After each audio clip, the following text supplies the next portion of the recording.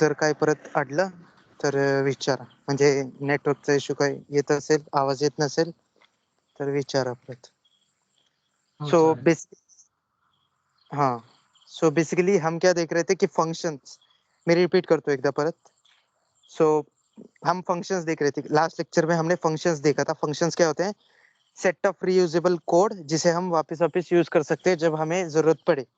So basically function बनाने में दो type से, basically एक तो डिक्लेयर करना कि मतलब डिक्लेयर या फिर डिफाइन करना कि फंक्शन अगर जब भी हम बुलाए तो कैसे करेंगे, मतलब क्या करना होगा फंक्शन में. सो वो फर्स्ट स्टेप था. और सेकंड स्टेप था कि उस फंक्शन को कॉल करना बेसिकली. सो जब भी हम कॉल करेंगे तो फंक्शन के अंदर जो कुछ लाइंस बॉडी में लिखा होगा वो एग्जीक्यूट होगा. सो फंक्शन का बेसिक सिंटैक्स देखा था हमने, कैसे क्रिएट करते हैं. रिटर्न टाइप, फंक्शन नेम, उसके बाद पैरेंथेसिस के अंदर आर्गुमेंट. इसके बारे में ज्यादा देखा नहीं था, वो देखेंगे अभी इस लेक्चर में. उसके बाद कर्ली ब्रैकेट्स और बॉडी. सो बेसिकली ये देखा था कि ऐसे होते हैं एक फंक्शन का सिंटैक्स. सो मेन भी सेम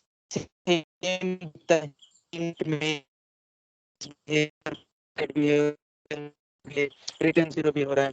सो ये एक प्रॉपर फंक्शन दिखता है. और हमने जब स्टार्टिंग में टेम्पलेट डिस्कस कर रहे थे कि हेडर फाइल्स, नेम स्पेसेस और ये function, so main function compulsory था.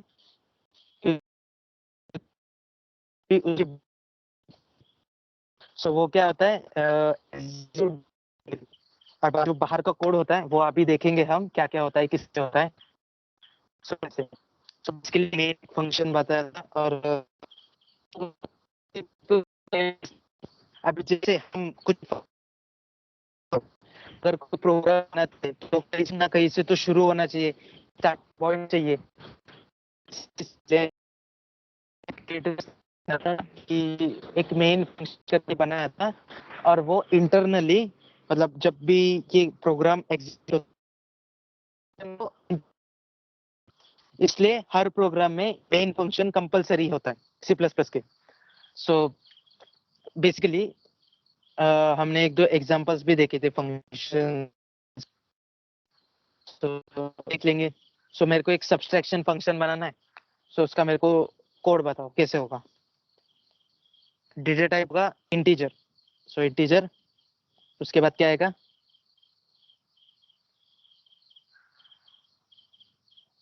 फंक्शन का नाम. सो बेसिकली फंक्शन नाम सब दे देंगे, मतलब सब्सट्रैक्शन. उसके बाद पैरेंथेसिस कंपलसरी है.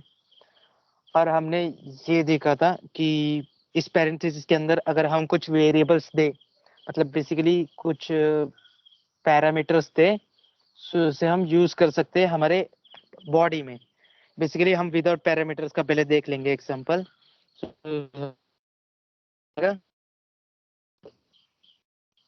रिटर्न करना पड़ेगा, क्यों? क्योंकि इंट लिखा है मतलब रिटर्न टाइप लिखा होगा तो हमें रिटर्न करना कंपलसरी है. नहीं किया तो क्या एरर आता है वो भी देख लेंगे. सो सी आउट, कुछ फ्लोट की बजाय इंटीजर ही माइनस कर देंगे. सो ये ऐसे किया, दिख रहा है इसमें हमने कुछ रिटर्न नहीं किया, कुछ नहीं किया. सो अगर यूज करें warning, no return statement in function returning non void, मतलब कुछ रिटर्न ही नहीं कर रहा. सो अगर ऐसे फंक्शन होंगे तो इसलिए डेटा टाइप क्या बोला था, रिटर्निंग टाइप क्या था ऐसे फंक्शंस का जो कुछ रिटर्न नहीं करता. void. करेक्ट. सो वॉइड कुछ भी रिटर्न नहीं करता बेसिकली. सो ये प्रिंट क्यों नहीं हो, मेरे आउटपुट में कुछ प्रिंट क्यों नहीं हो रहा, नो आउटपुट आ रहा है.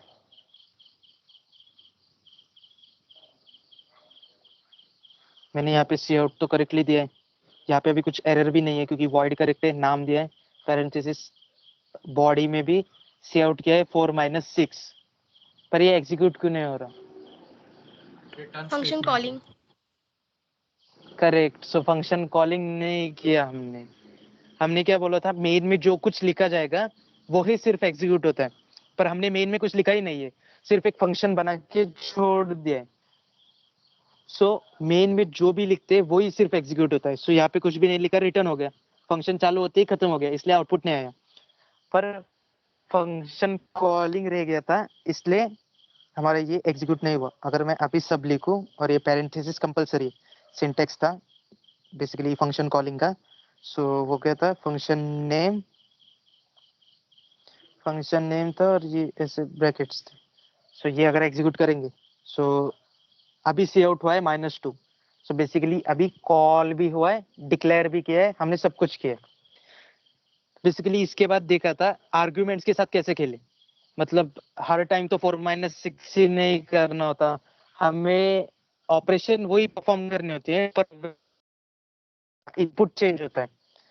सो इसके लिए हम दिए हैं। तो आर्ग्यूमेंट्स कहाँ पे देने होते हैं, कहाँ पे लिखने होते हैं सिंटेक्स के हिसाब से? बॉडी के अंदर लिखते हैं क्या हम आर्ग्यूमेंट्स, या बॉडी के बाहर, या कहाँ? बॉडी के बाहर, बॉडी के पैरेंथेसिस बाहर, में। इस पैरेंथेसिस के अंदर। सो पैरेंथेसिस होता है वो मतलब आर्ग्यूमेंट्स के लिस्ट डिफाइन करने के लिए होता है। सो यहाँ ले सकते हैं, इंटीजर ले लेंगे ए, कोमा, यहाँ पे कोमा होता है। हम फॉर लूप में सेमीकोलन यूज करते हैं हर एक कंडीशन के बाद, मतलब इनिशियलाइजेशन कंडीशन और ऑपरेशन के बीच में सेमीकोलन यूज करते हैं। यहाँ पे कोमा है, ये एक याद रखो। सो इंट ए और इंट बी दो ले लेंगे, और यहाँ पे 4 और 6 के बजाय ए और बी ले लेंगे, ए और बी माइनस कर देंगे। सो यहाँ पे अगर मैं डायरेक्टली एग्जीक्यूट करूँ तो एक एरर आता है, इंट बी के बीच में स्पेस नहीं था। सो अभी एक एरर आया है, error too few arguments to function void sub int int. Too few arguments मतलब हमने यहाँ पे मेन में कुछ आर्ग्यूमेंट दिया ही नहीं है, तो उससे वो कंपल्सरीली कुछ तो चाहिए। मतलब ये जब भी हम आर्ग्यूमेंट लिखते हैं तभी उसे कंपल्सरीली 2 आर्ग्यूमेंट्स लगते ही है। अगर नहीं दिया तो एरर आता है, क्योंकि उसे जो जो इनपुट रिक्वायर्ड है वो मिल ही नहीं रहा। सो बेसिकली अगर हम रेसिपी बना रहे, कोई केक बना रहे एग्जांपल, उसको मैदा लगता है, ऑयल लगता है, मिल्क लगता है, कोको पाउडर लगता है। अगर मैदा है ही नहीं तो केक बनेगा कैसे? सिमिलरली फंक्शंस के भी जो इनपुट हमने डिफाइन किए हुए हैं वो अगर मिलेंगे ही नहीं तो आगे का फंक्शन एग्जीक्यूट कैसे होगा? सो इसके लिए कंपल्सरीली हमें देना पड़ता है। सो हम देंगे 10,5। यहाँ पे भी ये एक ध्यान में रखो, जब हम ये डिफाइन करते हैं फंक्शन, उसके सिंटैक्स में आर्गुमेंट्स के डेटा पड़ते, मतलब वो ए कौन से टाइप का होगा, बी कौन से टाइप का होगा, सी कौन से होगा, अगर कोई होगा तो ऐसे, तो वो डिफाइन करना पड़ता है। पर यहाँ पे जब हम बॉडी में यूज करते हैं तभी कुछ डिफाइन नहीं करना होता, डायरेक्टली वैल्यूज देनी होती है। सो अगर एग्जीक्यूट करें सो 10 directly corresponds to तो A 5। and 5 directly corresponds to B असं असतं का ते? हाँ, सो वही अभी सब्सट्रैक्ट का इसीलिए फंक्शन लिया है। तो यहाँ पे अभी ए माइनस रन करेंगे। सो बेसिकली यहाँ पे आउटपुट क्या आ रहा है, 5 आ रहा है। अभी सिमिलरली मैं इसका आउटपुट चेंज कर दूं, 5 और 10 कर दूं, मतलब सिर्फ इन्वर्ट कर दूं, 5 पहले 10 बाद में दे दूं, तो 2 इनपुट है, वो तो करेक्ट ही है, कम नहीं हुए, तो फिर इनपुट करेक्ट है। पर फर्स्ट वाला 5 है और सेकेंड वाला 10 है। सो बेसिकली अब क्या आंसर आएगा, -5 आएगा। क्यों? क्योंकि जैसे हम ये डिफाइन करते हैं, मतलब इंट ए पहले डिफाइन हुआ, बाद में इंट बी डिफाइन हुआ, सो जब हम वैल्यूज देते हैं तभी वो एक्सेप्ट भी वैसे ही करेगा। सो फर्स्ट वैल्यू जो भी होगा वो ए में जाएगा, सेकेंड वैल्यू जो होगा वो बी में जाएगा, थर्ड वैल्यू होगा सी में जाएगा, फोर्थ वैल्यू डी में। सो ऐसे ऑर्डर मेंटेन करता है कि अगर ए माइनस बी होगा, मतलब ऐसे कोई फंक्शन होते कि ए डिवाइडेड बाय बी, सो बी को पहले नहीं देना होता, ए को ही पहले देना पड़ता है कंपल्सरीली। सो ऐसा आर्ग्यूमेंट्स का जो ऑर्डर होता है वो ऑर्डर के हिसाब से पैरामीटर्स देने पड़ते हैं बेसिकली। सो आर्ग्यूमेंट्स और पैरामीटर में अगर कंफ्यूज होता है, मुझे तो होता है, तो वो बेसिकली क्या होता है, यहाँ पे जो है ये पैरामीटर्स होते हैं, सॉरी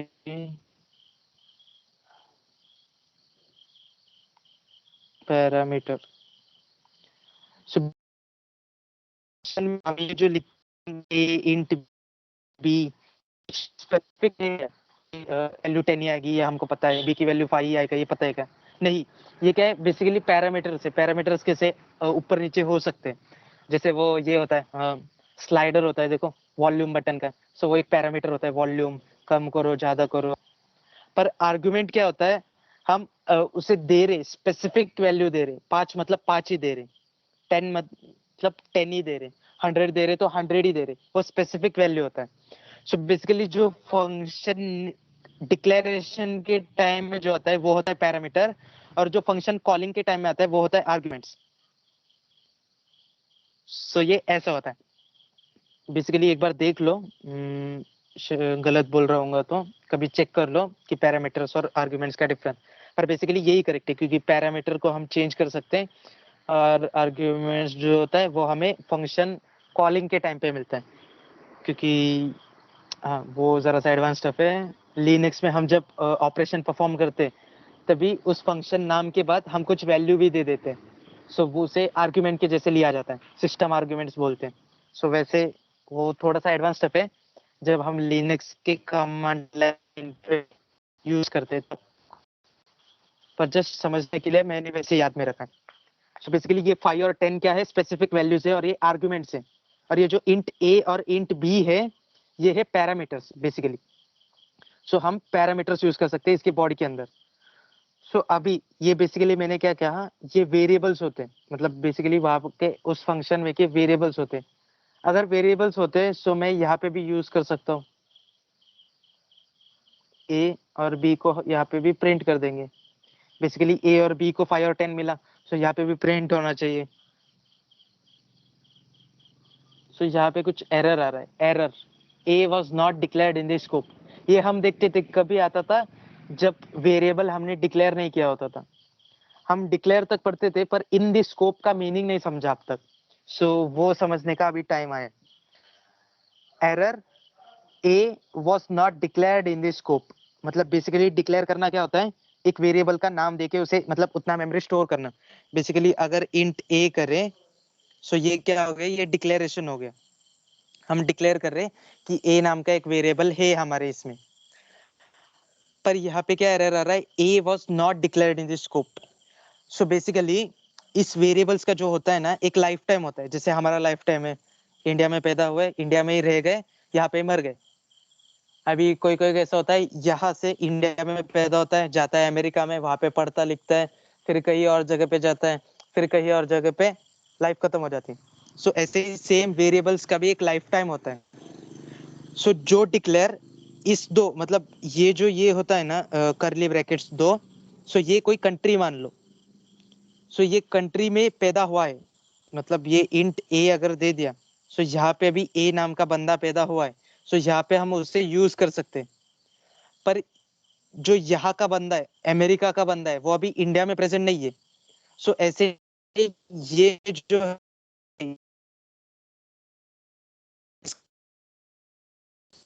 वहाँ पे ये दोनों डिफाइंड है, क्यों? क्योंकि ये इस स्कोप के पार्ट है, इस फंक्शन में ही सिर्फ डिफाइंड है। अगर मैं कोई दूसरा फंक्शन भी बनाऊं उसमें भी वो नहीं है। एक बुलियन फंक्शन बनाता हूँ phpt करके, बेसिक सिंटैक्स यही है। सो इसमें अभी यहाँ पे जो पैरामीटर्स है उसमें मैंने कुछ डिक्लेयर नहीं किया, पर मैं सी आउट करने का ट्राई करता हूँ ए।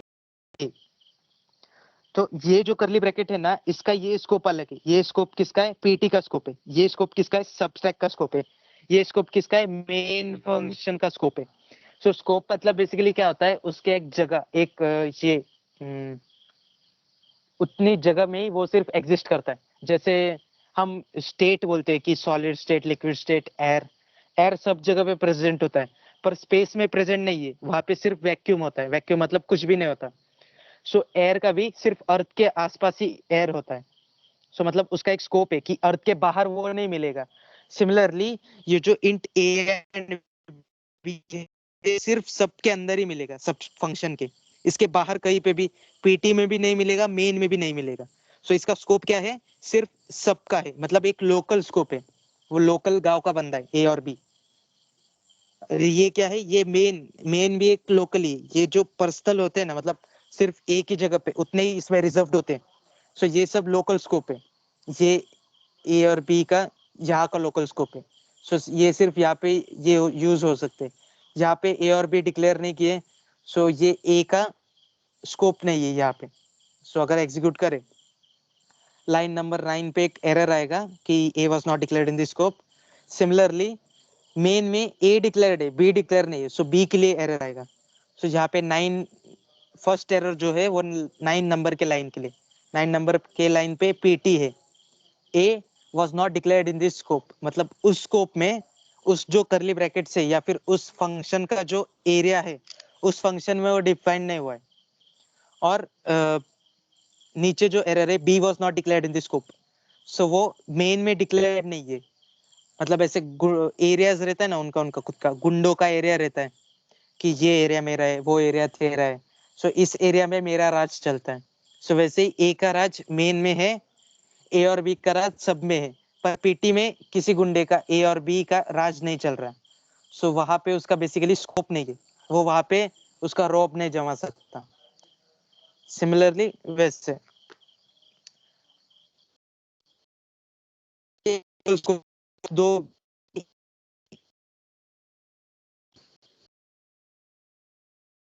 मतलब इसका लाइफ लाइन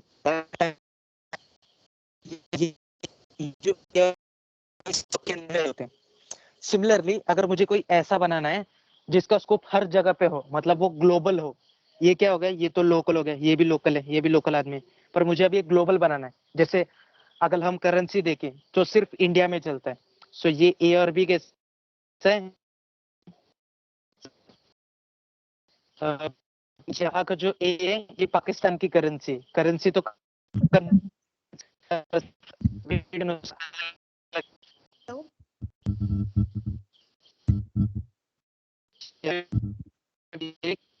ए करेंसी है, वैलिड नहीं है।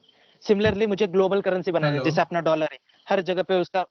हाँ, तुझा आवाज खूप ब्रेक होतोय रे. अजून पण खूप होतोय का? आहे नेटवर्क मध्ये, एकच मिनिट मी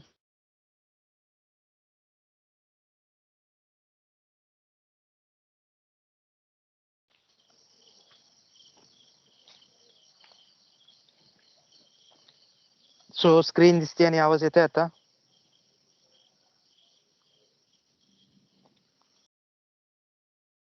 हो, थोडाफार तरी.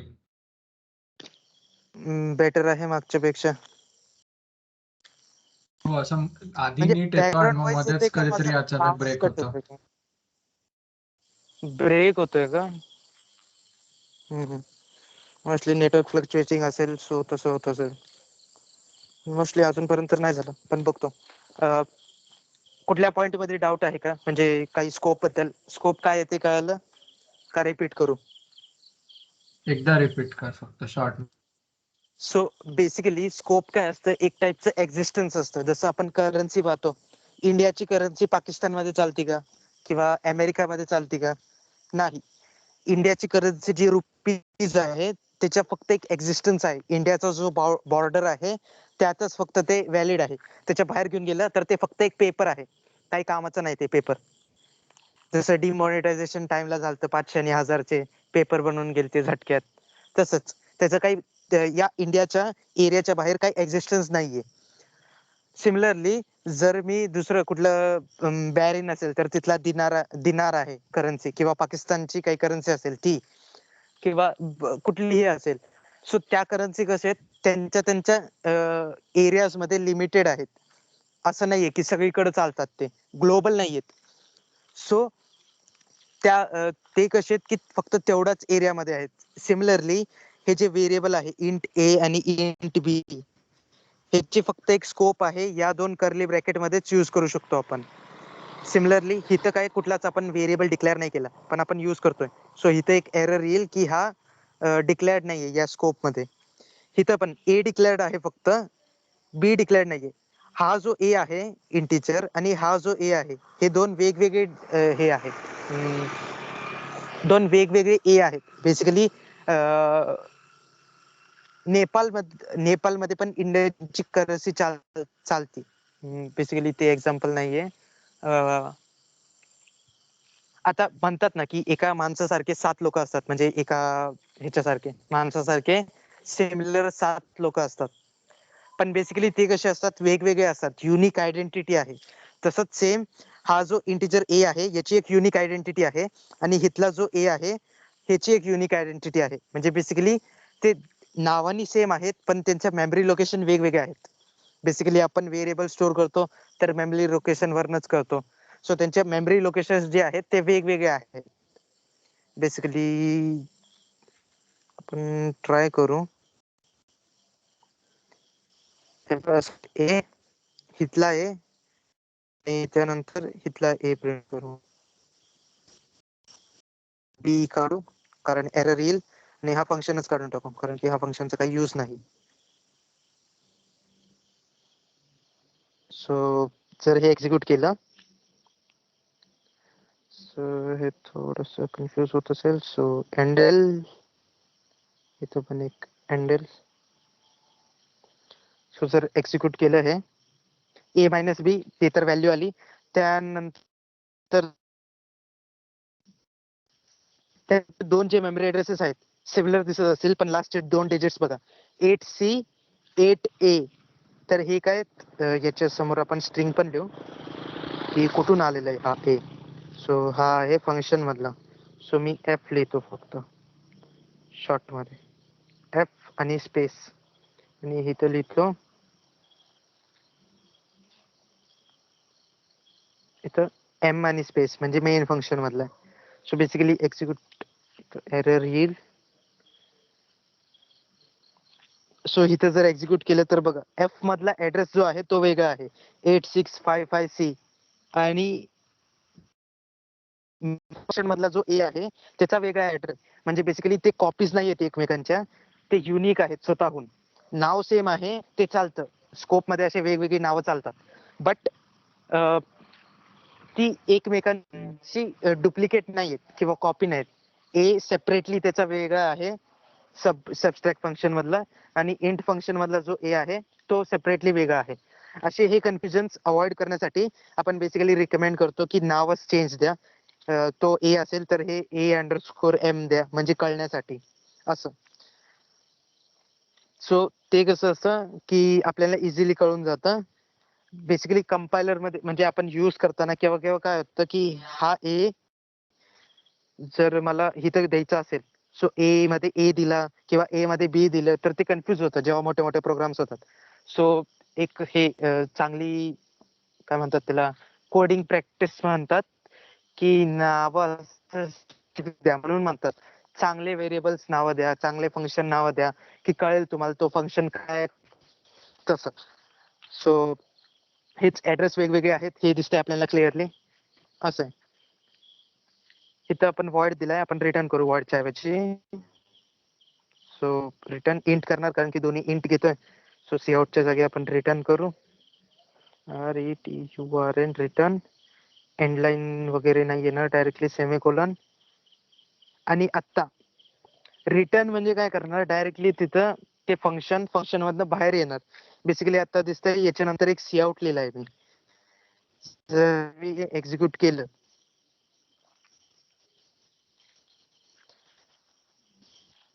एक्सपेक्टेड काय आहे की लास्ट केस मध्ये आउटपुट काय होता की A मायनस बी प्रिंट होत होतं, त्यानंतर F ची ऍड्रेस प्रिंट होत होती, त्यानंतर M ची ऍड्रेस.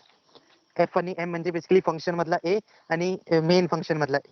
पण आता काय होतंय, मी -5 जो आहे तो रिटर्न करतोय, तर तो प्रिंट नाही होणार ऑफकोर्स, कारण की आपण Cout त्याच्यानंतर काय दिलाय, Cout F दिलाय, F आणि M% A दिलाय, तो एक्झिक्यूट होत नाही. सो बेसिकली जेव्हाही आपण फंक्शन मधनं रिटर्न करतो, फंक्शनच्या आपण बाहेर येतो. म्हणजे फंक्शनच्या बाहेर जाणं. तिथं पण जर मी सबस्ट्रॅक्टच्या आधीच रिटर्न 0 दिला, सो याचा मिनिंग काय आहे, एक व्हेरिएबल क्रिएट झाला आणि डायरेक्ट रिटर्न केलं. बघा नो आउटपुट येते. मी खाली दिलाय सबस्ट्रॅक्ट एक फंक्शन कॉल केलाय, एक आउटपुट दिलाय, पण ते एक्झिक्यूट नाही होणार का, कारण की कंपायलरला डायरेक्ट रिटर्न भेटलं तर तो मेन फंक्शनच्या बाहेर आला, त्याला वाटलं माझं काम झालं, फंक्शन संपलं. पण त्याच्या आधी पण हे आहे. सो रिटर्न स्टेटमेंट स्पेसिफिक जागी ठेवणं, ह्याचे खूप युजेस असतात. म्हणजे कधी ठेवायचं, कसं ठेवायचं, आणि जर ठेवलं तर पुढचे स्टेप्स यूज नाही होणार असे.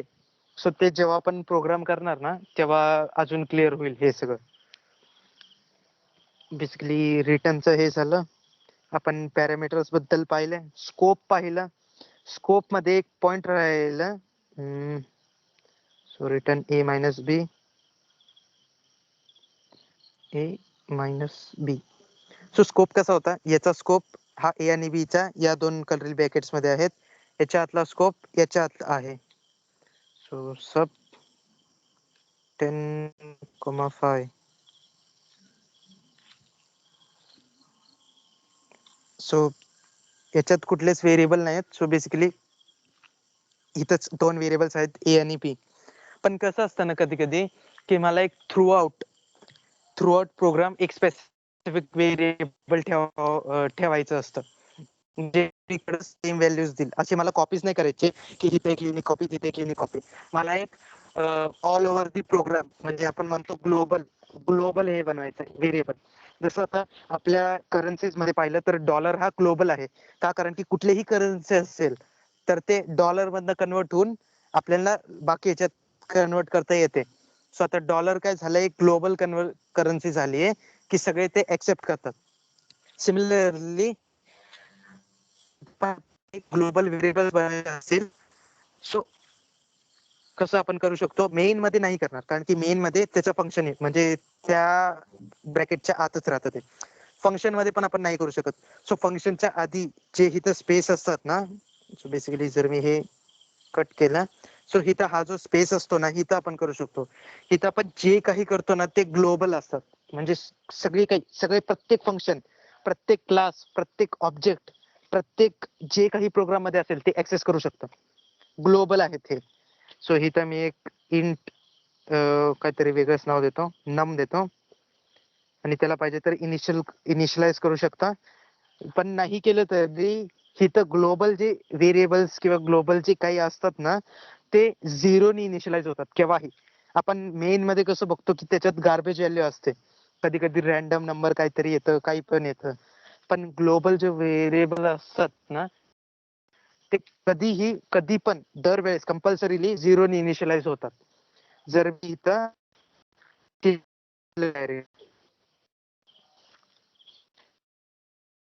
या मेन मध्ये मी डिक्लेअर केलाय का, नाही केलं. मी कुठं केलंय, ग्लोबल मध्ये केलंय. सो मी डायरेक्ट नम यूज केला तर एरर नाही येणार का, कारण की तो ग्लोबल व्हेरिएबल आहे आणि सगळी काही यूज करू शकतो. एरर सब फंक्शन साठी आलं, सो 0 आलं का, कारण की रिटर्न केलं इथं आणि रिटर्न आपण यूज नाही केलं. रिटर्न व्हॅल्यू सब मधले आपण डायरेक्ट नम ची व्हॅल्यू सी आउट केली. सो कॉलिंग काढूनच टाकतो, कन्फ्युज नाही होणार. सो हा फंक्शन पण काढू आपण. सो हा आहे ग्लोबल स्कोप. नम आपण आता कुठं पण घेऊ शकतो. बघा इथं 0 आलं. मी जर इथं नम ची व्हॅल्यू 10 केली आणि एक्झिक्यूट केलं, सो 10 येईल. सिमिलरली मी तो फंक्शन घेतो परत आणि तिथं सबच्या जागी ऍड 10 करतो. ऍड 10 म्हणून एक फंक्शन करतो. ते रिटर्न नाही करणार, वॉइड असेल, सी आउट करेल डायरेक्ट. म्हणजे रिटर्न करून सी आउट करण्यापेक्षा म्हणजे रिटर्न करू शकतो, तसं काही प्रॉब्लेम नाही, पण मी या केस मध्ये असं करतो. सो बेसिकली ते काय करेल, नम प्लस जे काही व्हॅल्यू भेटेल ते करेल. सो ए एक व्हेरिएबल घेतला. सो हे काय करणार, जे काही इनपुट व्हेरिएबल येईल ना त्याला 10 ऍड करणार, आणि ते 10 कुठनं येत आहे, नम मधनं येत आहे. सो बेसिकली जर मी आता हा फंक्शन कॉल केला, ऍड 10, त्याला काय नंबर दिला, 57 दिलं. सो आता 57 चा आउटपुट काय येईल, 67 आलं. ते एंड लाईन नाही दिलं म्हणून कन्फ्युज होतोय. सो आता 10 आणि 67, 10 कशातनं आलं, मेन मध्ये नम यूज केलाय, आणि 67 कसं आलं, त्या फंक्शन मध्ये ऍट 10 फंक्शन मध्ये नम ची व्हॅल्यू यूज केली. सो ही जर मी नम ची व्हॅल्यू 100 केली, सो आता 100 आणि 157 येईल. सो बेसिकली हे व्हेरिएबल आता काय नम व्हेरिएबल जो आहे तो ग्लोबल व्हेरिएबल आहे. ते कोणीही घेऊ शकतो, कोणीही यूज करू शकतो. आणि इथं जर आपण मॉडिफाय जरी केलं ना तर ते ऑटोमॅटिकली चेंज होतं. सो नम इक्वल टू 10 करतो. सो बेसिकली आता व्हॅल्यू काय होणार 10 होणार. सो 100 प्रिंट झालं पण नम इक्वल टू 10 झालं. याच्यानंतर मी जर परत 10 प्रिंट केलं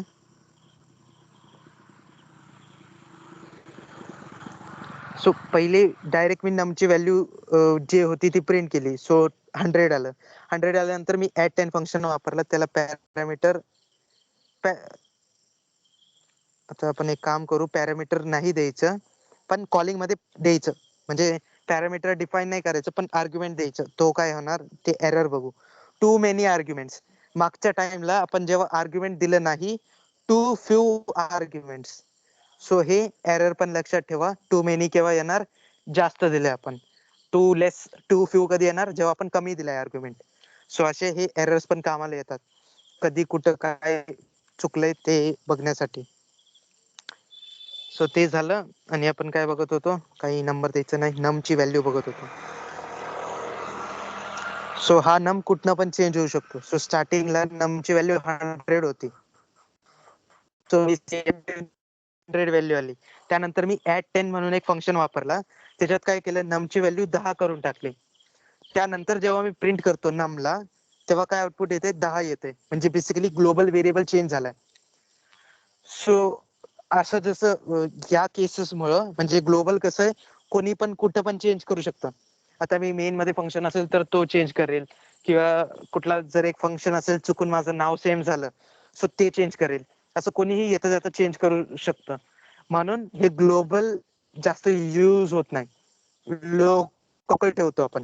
कारण की कसं आहे की डाटा आपला प्रायव्हेट राहायला पाहिजे. जसं आता गाडीचा चेसिस नंबर असतं, आपण सगळ्यांना दाखवत बसत नाही माझा ग्लोबल चेसिस नंबर हे आहे, असं आहे तसं आहे.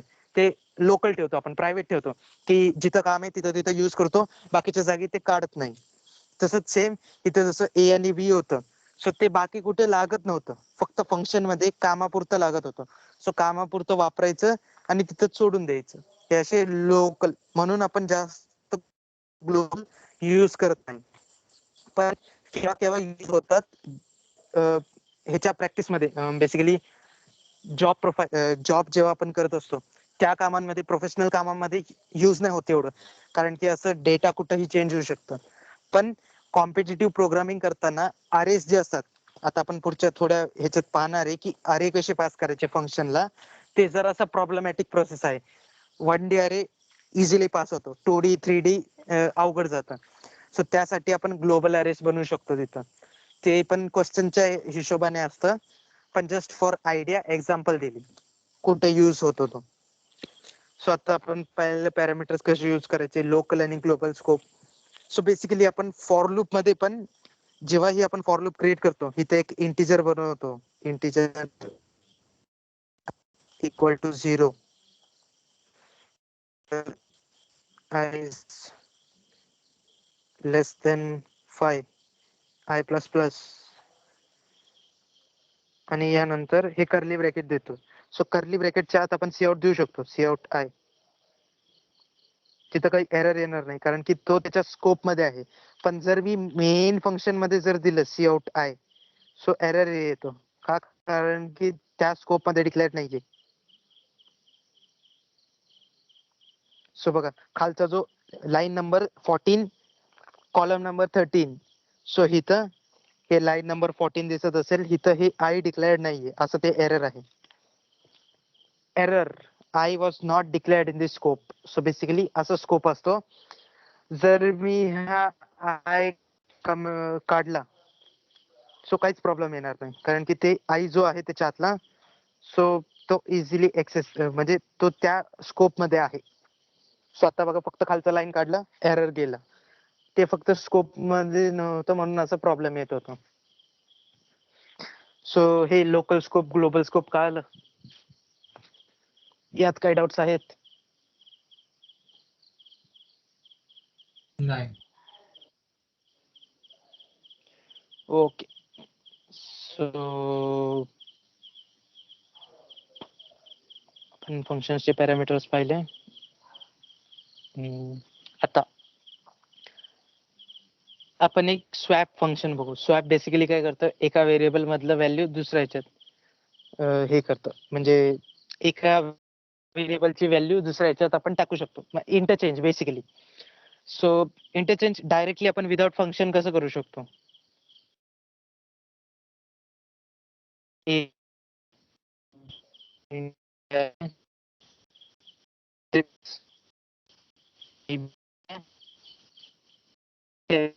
सो बेसिकली मला हे इंटरचेंज करायचे. इंटरचेंज साठी कोड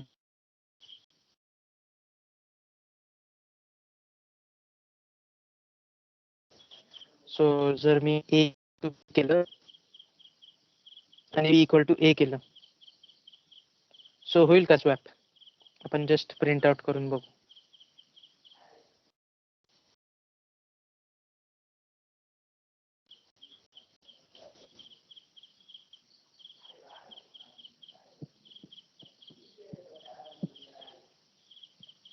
दोन्हीची व्हॅल्यू 10 झाली का, कारण की इथं काय झालं, या स्टेपला ए इक्वल टू बी केलं. सो बी मध्ये 10 व्हॅल्यू होतं, ते गेलं ए मध्ये. ए ची जी व्हॅल्यू होती ती इरेज झाली. आता ए मध्ये काय आहे, ए मध्ये आहे 10 व्हॅल्यू. सो ए मधला 10 व्हॅल्यू परत बी मध्ये असाइन झाला. सो दोन्ही 10 झाले आणि आपल्या आउटपुट मध्ये 10 येत आहे. बेसिकली जर मी इथं बी ची व्हॅल्यू 100 करेल, सो दोन्ही मध्ये बी ची व्हॅल्यू 100 येते, कारण की ए ची व्हॅल्यू डायरेक्ट आपण गायब करतोय. सो यासाठी काय करावं लागतं, व्हेरिएबल कोड होता का लागतं, कारण की ए ची व्हॅल्यू जी असते ती गायब होऊन जाते. पण ते हे करण्यासाठी आपण ए ची व्हॅल्यू एका टेम्पररी व्हेरिएबल मध्ये स्टोअर करतो आणि नंतर जेव्हा ए च्या व्हॅल्यू लागतो तेव्हा आपण टेम्प यूज करतो. बेसिकली पायथन मध्ये डायरेक्ट टपल अनबॉक्सिंग होते, पण सी प्लस प्लस मध्ये स्वॅप होणार. 100 ए प्रिंट केलंय, त्याच्यात 100 आलाय आणि जो सेकंड आहे त्याच्यात 6 आलाय. सो हाच जर आपण फंक्शन मध्ये टाकलं, सो हे पण इझी आहे ना, कारण की स्वॅप फंक्शन आपल्याला खूपदा लागतं. सो इंट आपण रिटर्न करणार, स्वॅप बेसिकली रिटर्न करता नाही ना, रिटर्न करायचं पण नसतं, कारण की आपण स्वॅप करतोय, रिटर्न करणार पण काय. सो हा फंक्शन काय होणार, वॉइड स्वॅप. स्वॅप केल्यानंतर आपला बॉडी मध्ये तो आपला कोड टेम्प व्हेरिएबल वाला. सो 2 इंटिजर लागतील, हे आपण डिलीट करू. एवढं डिलीट करू, ते प्रिंट साठी लागेल. सो इंट ए इंट बी. सो हे झालं. इथं ए आणि बी द्यायच्या ऐवजी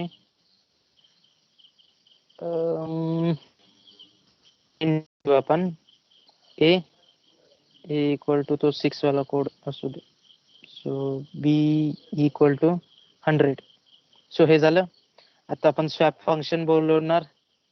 आपण काय एक्सेप्ट करतोय, एक्सपेक्ट काय करतोय की 6 ची व्हॅल्यू ए ची व्हॅल्यू बी मध्ये जाईल, बी ची व्हॅल्यू ए मध्ये जाईल, कारण की आपण जस्ट आता प्रोग्राम पाहिला आणि हा कोड करेक्ट होता. सो एक्झिक्यूट केलं मी. ए ची व्हॅल्यू सी ची जर लिहून जर दिली तेव्हा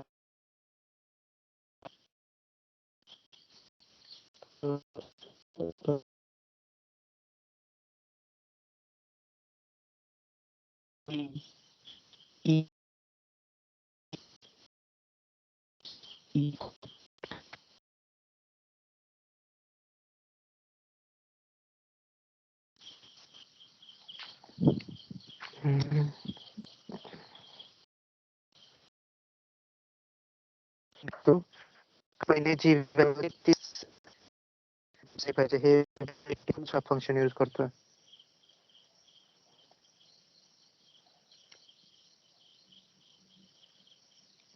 सो इथे एक एंड लाईन पण देऊ, हँडल इथे पण एक हँडल एक्झिक्यूट.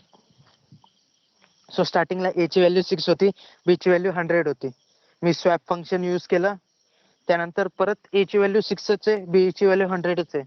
माझा एक्सपेक्टेड काय होतं, बी ची व्हॅल्यू ए मध्ये जाईल, ए ची व्हॅल्यू बी मध्ये जाईल, पण का नाही झालं?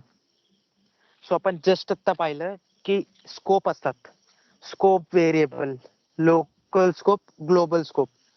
इथला हा जो ए आणि बी आहे हा युनिक मेंबर आहे, हा जातोय स्वॅप मध्ये.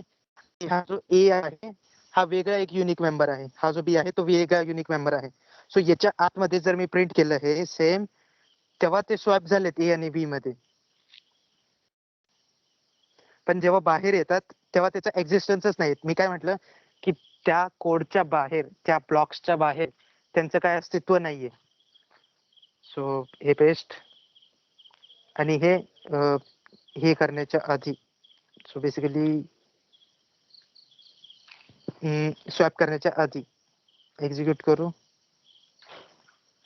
सो हे ए च्या आधी मी एफ ए आणि, कारण की कळलं पाहिजे ना की फंक्शन मधला ए आहे का कुठला ए आहे.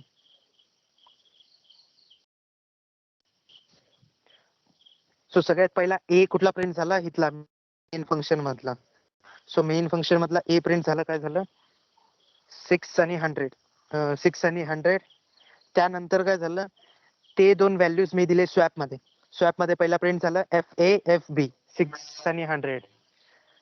त्यानंतर काय झालं, स्वॅप परफॉर्म केलं आणि ए आणि बी ची व्हॅल्यू स्वॅप झाली, दिसते थर्ड लाईनला, 100 आणि 6 झालं. पण जेव्हा आपण त्या फंक्शनच्या बाहेर येतो, त्या स्कोपच्या बाहेर येतो आणि परत ए आणि बी ची व्हॅल्यू प्रिंट करतो, तेव्हा ते स्वॅप नाही झालेत. म्हणजे बेसिकली जेव्हा हे फंक्शन मध्ये जातं तेव्हा त्याची लोकल स्कोप ही जे ए आणि बी व्हेरिएबल आहेत ना, हे लोकल स्कोप व्हेरिएबल आहेत, ते फंक्शन संपल्यावर ते डिलीटही झाले. पण आपल्या ए आणि बी जो बाहेरवाला आहे त्याच्यात काही फरकच पडला नाही. सो आता इथं प्रॉब्लेम काय झालाय, याचा हा जो ए, इथला मेन मधला ए आहे त्याचा मेमरी ऍड्रेस वेगळा आहे, इथला जो ए आहे त्याचा मेमरी ऍड्रेस वेगळा आहे. सो काय झालंय, तिथल्या ऍड्रेस मध्ये चेंज झालंय पण इथल्या ऍड्रेस मध्ये चेंज नाही झालं. सो आपण लास्ट टाइमला पाहिलं की आपण ऍड्रेस यूज करून कशी व्हॅल्यूज ऍक्सेस करू शकतो. सो बेसिकली पॉइंटर यूज करत होतो. सो सिमिलरली इथं पण आपण आता पॉइंटर्स यूज करून हे ट्राय करणार. का? कारण की हे लोकल आणि ग्लोबल स्कोप मध्ये काय होतंय, आपल्या व्हॅल्यूज इंटरचेंज होत नाहीयेत, पण आपल्याला व्हॅल्यूज इंटरचेंज झालेले पाहिजेत. आणि इंटरचेंज करायचे असतील तर आपल्याला काहीतरी त्या व्हेरिएबलला पाठवावं लागेल. पण डायरेक्टली व्हेरिएबल पाठवू नाही शकत, कारण की हे कॉपीज पास होतात. सो त्यासाठी सो कॉपीज पास होण्याऐवजी डायरेक्ट ऍड्रेस पास होण्यासाठी आपण हे देऊ शकतो, पॉइंटर्स यूज करू शकतो. त्याच्या व्हॅल्यूज यूज करून डायरेक्ट पॉइंटर्सच्या व्हॅल्यू यूज करून जर आपण अपडेट केलं तर ते मेन व्हेरिएबल अपडेट होतो. आपण पाहिलं होतं हे. सो तसंच आपण हे यूज करू शकतो. सो इंटच्या ऐवजी इंट पॉइंटर द्यावा लागेल, इंट बी च्या ऐवजी ते पण एक पॉइंटर असेल. आता टेम्प्ट जो आहे त्याला ए दिला तर ए मध्ये काय आहे, ए बेसिकली एक पॉइंटर आहे. आता सो आपण नाव पण चेंज करू, APTN, ए पॉइंटर आणि बी पॉइंटर, म्हणजे कळेल. आता जर मी इथं ए पॉइंटर दिलं, सो ए पॉइंटर मला रिटर्न काय करणार, पॉइंटर मध्ये स्टोअर काय होतो,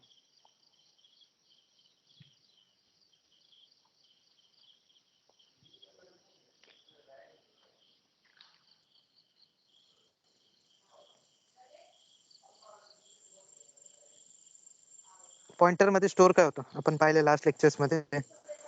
पॉइंटर मध्ये काहीतरी स्टोअर होतो, आपण यूज कशासाठी करतो.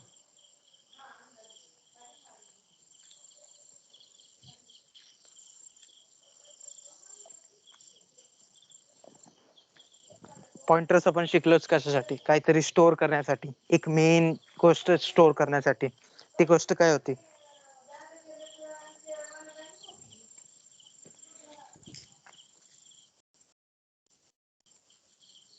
ऍड्रेस. करेक्ट. सो आपण पॉइंटर मध्ये ऍड्रेस स्टोअर करतो. सो इथं APTN फक्त मी यूज केलं तर मला रिटर्न काय होणार, ऍड्रेस रिटर्न होणार. आपण बघू. सो इथं एरर बघा काय येतो, invalid conversion from int asterisk, म्हणजे इंट पॉइंटर टू इंट. इथं बघा एरो दिसतंय का, लाईन नंबर 6 दिसतंय, इंटिजर टेम्प इक्वल टू एपीटीएन. एपीटीएन काय आहे, एक पॉइंटर आहे. रिटर्न काय करतंय, इंटिजर ऍस्टेरिक म्हणजे ऍड्रेस रिटर्न करतोय. आणि आपण घेतो कशात, ते इंटिजर मध्ये घेतोय. सो हा जो एपीटीएन आहे, जर मी सी आउट केलं, so C out APTN, so W नाही एपीटीएन. पहिले आपल्याला हे एरर्स सॉल्व्ह करावे लागतील. सो हे दोन्ही एरर्स मी सॉल्व्ह करून दिले. सो आता ए आणि बी ला बोलवलं, सी आउट का नाही झालं, C out APTN, C out 5,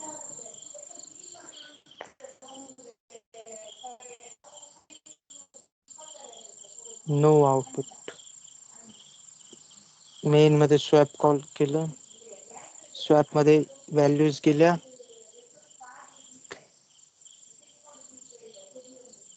so एकच मिनिट.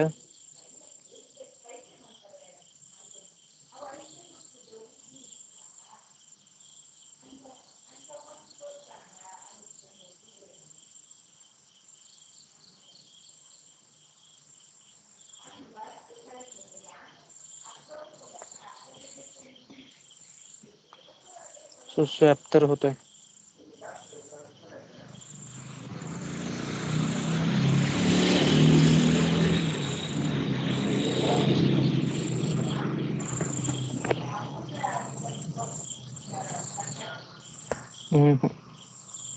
मोस्टली हा फंक्शन इथं डिक्लेअर केला आहे,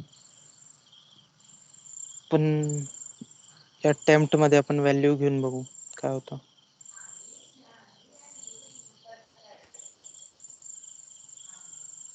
टेम्प्ट एबीटीएन ची व्हॅल्यू असेल, सो इथं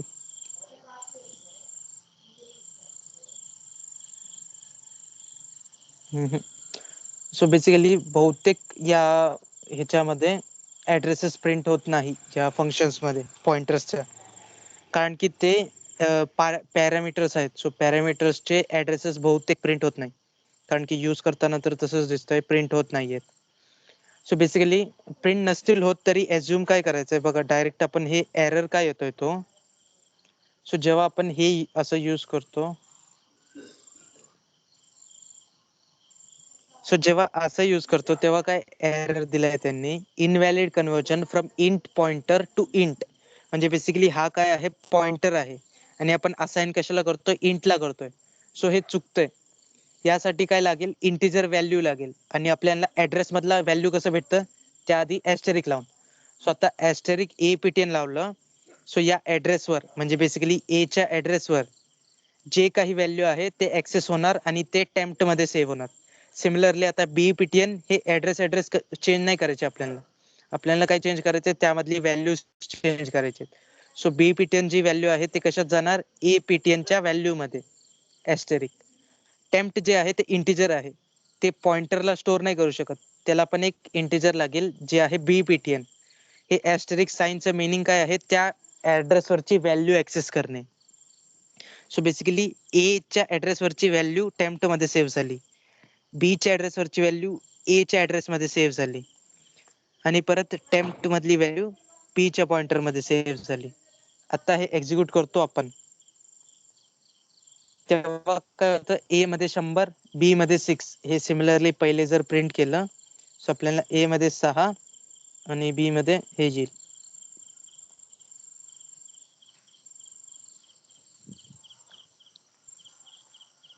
सो फर्स्टला ए ची व्हॅल्यू 6 होती, बी ची 100 होती, पण नेक्स्ट स्टेपला ए ची 100 झाली, बी ची 6 झाली. सो यात काय डाउट्स आहेत?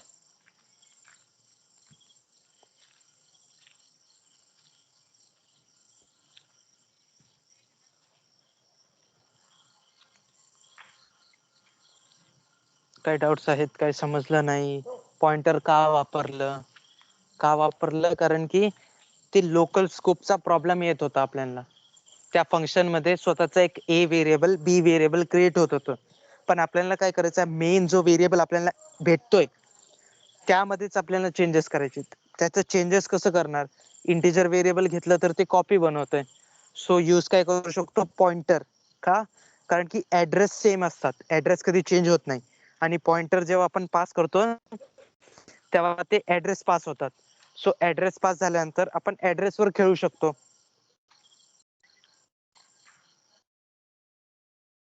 सो त्यामुळं यात काही डाउट्स आहेत?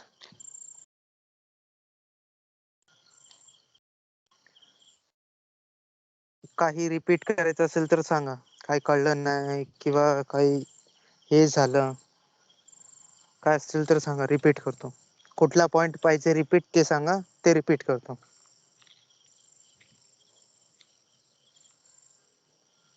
आता आपण पॉइंटर्सचे बेसिकली यूज बघतोय.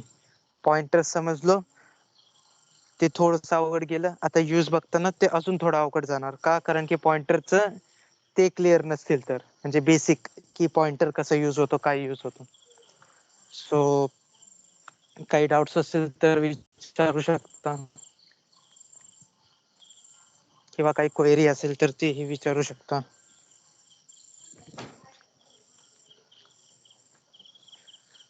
स्वॅप फंक्शन कळालं असेल तर वेल अँड गुड. पॉइंटर्सचे कन्सेप्ट क्लिअर आहेत आणि स्वॅप पण कळालं की पॉइंटर्स आपण पास कसं करू शकतो. पॅरामीटर्स मध्ये मगाशी आपण इंटिजर एक data type simple variable pass करत होतो. इंटिजरच्या जागी बुलियन पण करू शकतो, फ्लोट पण करू शकतो. असं कंपल्सरी नाही की फक्त इंटिजरच पास होतं, सगळं काही पास होतं. तसंच पॉइंटर्सही पास होतात. सो काही डाउट्स असतील तर विचारू शकता. नसतील तर च्या लेक्चर साठी एवढंच घेऊ. बाकीच्या आपण नेक्स्ट लेक्चर मध्ये पाहू.